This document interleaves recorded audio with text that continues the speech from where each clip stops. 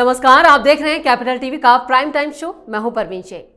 21 जुलाई से संसद का मानसून सत्र का आगाज होने वाला है, जिसको लेकर बैठकों का दौर शुरू हो चुका है। पीएम मोदी की अगुवाई में कल केंद्रीय कैबिनेट की मीटिंग होने जा रही है और तीसरे कार्यकाल का 1 साल पूरा होने के बाद खबर यह आ रही है कि पीएम मोदी केंद्रीय मंत्रिमंडल में फेरबदल कर सकते हैं।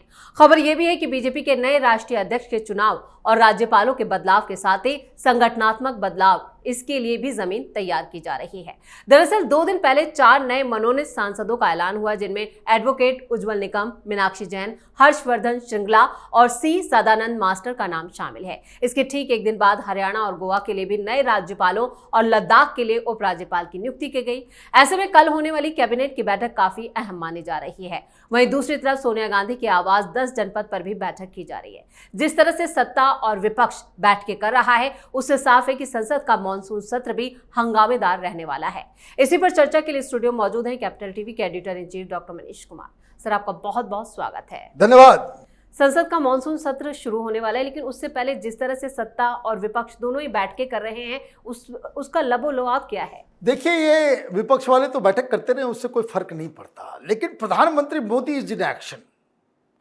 कई सारी खबरें मैं आपको दूंगा, नई नई बातें बताऊंगा और ऐसी ऐसी चीजें डिस्कस हो रही है कि जिसके बारे में आप सुनेंगे तो आप दंग रहेंगे। लेकिन पहले तो आज सेलिब्रेट करने का दिन है कि हमारा एस्ट्रोनॉट वापस आ गया जी, and he is going to be an inspiration for lakhs and lakhs of students in India. और यकीन मानिए, कल के कैबिनेट बैठक के बाद कुछ ऐसी चीजें उसको घोषित किया जाएगा, उसका टाइम टेबल दिया जाएगा कि हिंदुस्तान अपना स्पेस स्टेशन बनाने जा रहा है, अपना स्पेस स्टेशन। और आने वाले 25-30 सालों में आप देखिएगा कि जिस हिसाब से हिंदुस्तान ग्रो कर रहा है, we are going to be the leaders. इस स्पेस टेक्नोलॉजी में लीडर होने वाले हैं। 100 के आसपास एस्ट्रोनॉट्स हिंदुस्तान में अगले 30 साल में पैदा हो जाएंगे। ये ऐसा नहीं कि आपने 35 साल पहले राकेश शर्मा को भेज दिया, भूल गए, एक भेजा उसके बाद भूल गए। अब नहीं।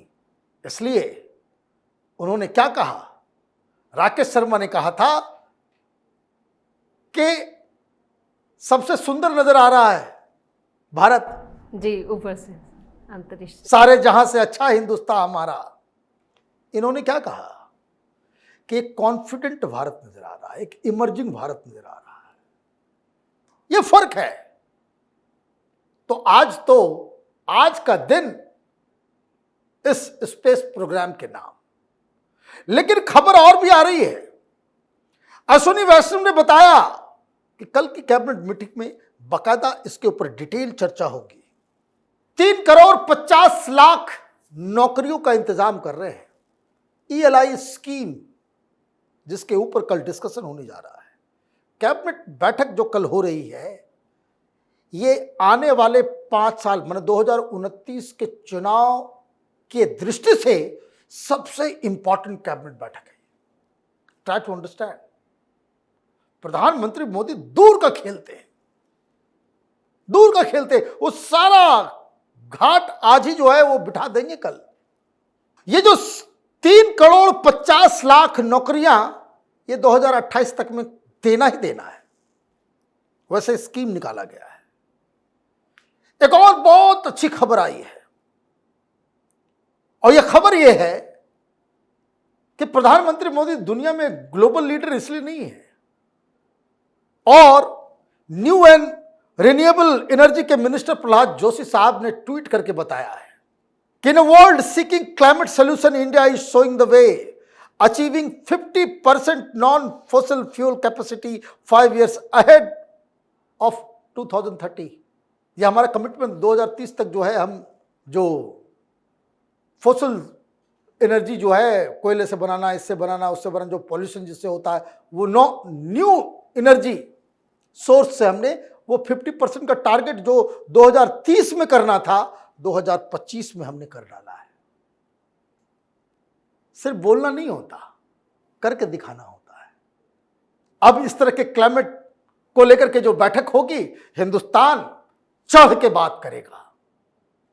फिर खबर आई प्यू रिसर्च की ओर से एक बकायदा रिसर्च पेश किया गया जी। क्या बोला गया? बोला गया कि हिंदुस्तान के 74% और ये दुनिया में सबसे ज्यादा, दुनिया में जितने भी डेमोक्रेटिक कंट्रीज हैं उसमें हिंदुस्तान के लोग, ये सबसे ज्यादा संख्या में 74% लोग कह रहे हैं कि वो हिंदुस्तान की डेमोक्रेसी से बिल्कुल सेटिस्फाइड है, सरकार से, सरकार के काम से और यहां के डेमोक्रेसी से। तो ये जो डेमोक्रेसी को बचाना है, संविधान को बचाए, जो डफली वाले सब जो हैं, गैंग, वामपंथी नक्सलियों का गैंग, जिसको आप अब कांग्रेसी भी जोड़ सकते हैं इसमें, ये जितने जितने नटखट लोग हैं ना देशद्रोही, उसमें कांग्रेस को भी शामिल कर दीजिए। ये राहुल गांधी प्रपोज करते हैं डेमोक्रेसी बचाना, डेमोक्रेसी भाई, लो बच गई डेमोक्रेसी। तुम सत्ता से बाहर रहोगे, डेमोक्रेसी बचा हुआ रहेगा। फिर वर्ल्ड बैंक की रिपोर्ट आई। वर्ल्ड बैंक की रिपोर्ट, उसने बताया कि समानता पिछले 10 सालों में हिंदुस्तान में सबसे ज्यादा इगलिटेरियन सोसाइटी बना है। अभी चल रहा था कैंपेन कि हिंदुस्तान में जो मोदी सरकार आई है, गरीब गरीब हो रहा है, अमीर अमीर हो रहा है। ये सब डायलॉग सुनते सुनते बचपन से मैं सुनता आ रहा हूं। ये वामपंथी गैंग जब कांग्रेस पार्टी की सरकार थी, मनमोहन सिंह को इसी बात के लिए गाली देते थे। उस समय भी आर्टिकल लिखा जाता था कि 2014 में लास्ट चुनाव होगा, 2009 में लास्ट चुनाव होगा, 2004 में लास्ट चुनाव होगा, इसके बाद को ऑटोक्रेसी आ जाएगी। ये बकवास करने वाले कोई नया नहीं है, गूगल कीजिएगा सब मिलता जाएगा। आजकल तो बहुत रिसर्च करना भी आसान हो गया। तो ये बैकग्राउंड है। इसलिए आपने जो सवाल किया कि विपक्ष वाले भी मीटिंग कर रहे हैं, क्या मीटिंग करेंगे इसके ऊपर? यहां तो काम बोल रहा है, लेकिन प्रधानमंत्री मोदी ये कैबिनेट बैठक में क्या, क्यों ये बात मैं कह रहा हूं कि this is going to be a very decisive. पहली चीज कि कुछ मंत्रियों के लिए आखिरी कैबिनेट बैठक है, बहुत लोगों की छुट्टी होगी, खास करके उन मंत्रियों को जो राज्यसभा से आए हुए हैं, उनका जिनका टर्म पूरा हो रहा है, उनको थैंक यू बोला जा रहा है। नए मंत्रियों को लाया जाएगा, कारण 240 आया था, दैट वाज अ शॉकर। प्रधानमंत्री मोदी इसको यकीन नहीं किए थे कि 240 सीटें आ जाएगी। और ये जो बैसाखी कर रहे थे राहुल गांधी कि बैसाखी सरकार, पिछले 1 साल में बैसाखी उठा के फेंक दिया। यह सरकार 2014-2019 में बनी सरकार से भी ज्यादा मजबूत नजर आ रही है। क्यों? अचीवमेंट बोलता है। तो पहली चीज कि इसमें बहुत सारे बदलाव किए जाएंगे और बहुत सारी घोषणाएं की जाएंगी। कुछ तो हमने बता दिया। 2 दिन पहले अमित शाह और प्रधानमंत्री मोदी के बीच बैठक हुई है जी, जिसमें बीजेपी प्रेसिडेंट, बीजेपी की नई टीम कौन कौन सी होगी उसके बारे में चर्चा हुई। उसमें बहुत सारे नाम ऐसे हैं जो अभी मंत्री बने हुए हैं, जो संगठन में भेजे जाएंगे। संगठन में बहुत सारे लोग हैं जिनको मंत्रिमंडल में लाया जाएगा। तो वो फैसला कल होगा, योजनाओं के ऊपर फैसला होगा। क्या कल के बाद हम बीजेपी के नए अध्यक्ष के नाम का जो देखिए वो आ जाएगा। मुझे लग रहा है कि ये 20 तारीख के आसपास इसकी घोषणा की जाएगी। नाम 20 पे तारीख मोहर तो लग जाएगी। नाम तो मोहर तो दिमाग में बन गया है, बहुत सारे नाम चल रहे हैं। कल मैं देखा कि कोई अखबार वाले लिख रहे हैं कि भाई राजनाथ सिंह भी बन सकते हैं, नहीं बने। हालांकि क्या कौन बनेगा ये तो प्रधानमंत्री मोदी के अलावा कोई नहीं जानता। यही स्पेशलिटी है। कोई कांग्रेस पार्टी तो है नहीं कि फैसला होने से पहले ही सारे मीडिया को मालूम चल जाता है, कोई फोन करके बता देता है, या तो फोन करके कोई अब बता सकता नहीं। लेकिन चांसेस ज्यादा यही लग रहा है कि किसी महिला को बनाया जाएगा और उसमें भी एक कैबिनेट के बहुत ही सीनियर मंत्री, उनको यह पदभार दिया जाएगा। तो एक तो वो समझ में आ रही बात। तो अध्यक्ष और नई टीम, तो उसमें बदलाव का इंपैक्ट कैबिनेट के ऊपर भी होगा। कैबिनेट से लोगों को हटाया जाएगा, उनमें जोड़ा जाएगा। बिहार सीट शेयरिंग के ऊपर चर्चा हुई, वो भी फाइनल हो गया है। और ये जो कैबिनेट रिसफल होगा उसमें जेडीयू के भी कुछ लोगों को इसमें हिस्सेदारी दी जाएगी, ये बात सामने आ रही है। ये एसआईआर के ऊपर जो इलेक्शन कमीशन ने नया बवाल शुरू कर दिया, क्या पूरे देश में करेंगे, इसके ऊपर भी कैबिनेट में कुछ डिस्कशंस होंगे। क्यों? क्योंकि इलेक्शन कमीशन ने कहा कि बहुत बांग्लादेशी आ गए, तो बांग्लादेशी हैं, बांग्लादेशी को पकड़ना है और बांग्लादेशियों को भगाना है। ये तो अमित शाह का रोल आ जाएगा इसमें। तो क्या मॉडस ऑपरेंडी हो सकता है, इसको भी कल डिस्कस किया जाएगा। बाकी कैबिनेट पोर्टफोलियो के बारे में हमने बताया ही आपको। सबसे बड़ी चीज कि ये इंपॉर्टेंट इसलिए है क्योंकि यहीं से तय होगा 2029 के चुनाव का रास्ता। जो मैंने बताया 3.5 करोड़ नौकरियां, जिन जिन राज्यों में आप कमजोर हैं वहां का रिप्रेजेंटेशन कैसे दिया जाए, उस हिसाब से कैबिनेट में रिसफल होगा। साथ ही साथ तमाम मंत्रियों को, हर डिपार्टमेंट को बिल्कुल चाक चौबंद तरीके से योजनाओं को इंप्लीमेंट करने का कल आदेश दिया जाएगा कि ये जो गरीब लोग हैं उन तक बिना किसी भ्रष्टाचार के, बिना किसी कमीशन खोरी के, बिना किसी दलाली के, बिना किसी भ्रष्टाचार के जो सेवाएं हैं उसको कैसे मुहैया करा जाए, इसका भी कल रिव्यू होगा।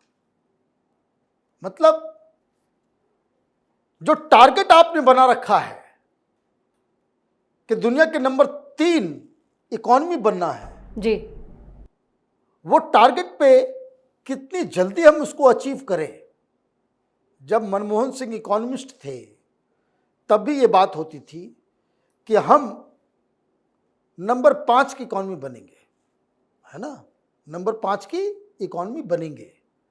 लेकिन आपको मालूम है मनमोहन सिंह के समय इनके ही लोग, मनमोहन सिंह के ही इकोनॉमिस्ट, कांग्रेस पार्टी के ही चट्टे बट्टे क्या कहते थे, गूगल कीजिए मिल जाएगा, कि हिंदुस्तान 5वें रैंक पे तब पहुंचेगा जब 2040 में।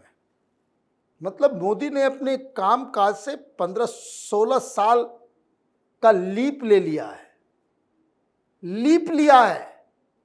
गूगल कीजिए आपको मिल जाएगा। अभी बहुत सारे लोग को आकर के कि देखिए भारत इतनी बड़ी इकॉनमी है, वो तो 5th पोजीशन पे जाना ही है, 3rd पोजीशन। सवाल ये है कब? तो आपके महान इकोनॉमिस्ट तो बताते कि 2040 में। ये काम तो हमने 2025 में कर दिया, 2024 में कर दिया इनफैक्ट। तो क्रेडिबिलिटी कहीं ना कहीं तो है, क्रेडिट तो आपको देना पड़ेगा। तो कल इन सारी चीजों को लेकर के वहां डिस्कशन होगा। प्लस एक और डिस्कशन का हिस्सा है कि इधर ऑपरेशन सिंदूर हो या फिर ये वफ का मसला हो या फिर कांवर का मसला हो या फिर वो तमाम मसले, ऑपरेशन सिंदूर, पाकिस्तान, टैरिफ, अमेरिका, चाइना, जिसके ऊपर विपक्ष उनके ऊपर हमला करेगा, तो उससे निपटने की एक रणनीति वो तैयार कल की जाएगी। चलिए, इस तमाम जानकारी के लिए और सटीक विश्लेषण के लिए आपका बहुत बहुत धन्यवाद। धन्यवाद। संसद के मॉनसून सत्र से पहले सोनिया गांधी भी मैदान में, जिससे साफ है कि राहुल गांधी के नेतृत्व पर अब उन्हें भी भरोसा नहीं है। वहीं खड़गे को भी सोनिया गांधी ने आड़े हाथों लिया, जिस पर पीएम मोदी की बैठक को लेकर भी चर्चाएं तेज हैं।